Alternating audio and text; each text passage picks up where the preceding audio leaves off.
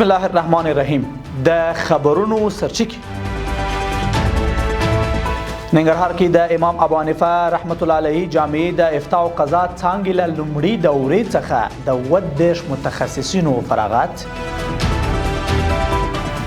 د 2025 زیږدي کال پر مهال د افغانستان میاشتې ټولنې لخوا څه باندې 1.2 میلیونه وګړو ته د روغتیايي پاملرنې لومړنۍ خدمتونو وړاندې کول او کاناډا کې د ډزو له امله د 10 تنو وژل کېدل.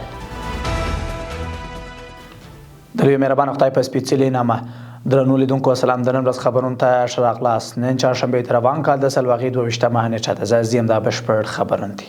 لوړو زده کړو وزارت وایي چې ننګرهار کې د امام ابو حنیفه رحمت الله علیه جامعې د افتاء او قضا څانګې له لومړي دورې څخه 30 متخصصین فارغ شول.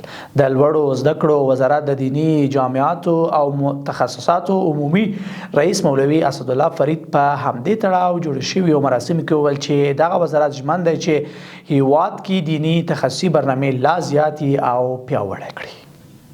د سره صلیب نړیوالې کمیټې ویلي چې د 2025 کال پر مهال د افغاني سرې میاشتې ټولنې په 40 مرکزونو کې چې د دوی له لوري یې ملاتړ کیږي څه باندې 1.2 میلیونه وګړو ته د روغتیايي پاملرنې لومړنۍ خدمتونه وړاندې شي.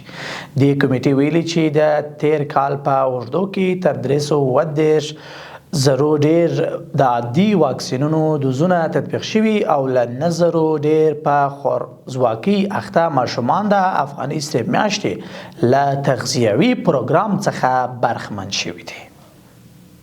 بل خبر شهیدانو مالونو چارو وزارت له یوې مؤسسې او یو خیریه بنسټ سره د څه باندې 2,910,000 افغانیو په ارزښت د همکاري 2 هوکړه لیکونه لاسلیک کړل.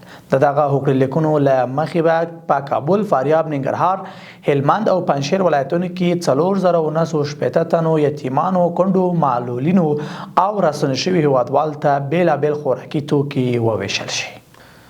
او روسي خبره چې نړیوالو رسنیو راپور ورکړی د کاناډا د بریټیش کولمبیا ایالت په یوه ښوونځي او استوګنیز کور کې د ډزو له امله 10 تنه وژل شوي او لسګونه نور ټپیان دي. رسنیو د کاناډا پولیسو له قوله ویلي چې د دغو ډزو د شکمن بریدګر جسد هم د پیښې په سیمه کې موندل شوی او داسې ښکاري چې خپله یې ځان پر ډزو وژلی دی. قدرمن لیدونکو له ملتیا مننه. دا د نن لنډ خبرونه تر بیا ښه وخت او ښې چارې.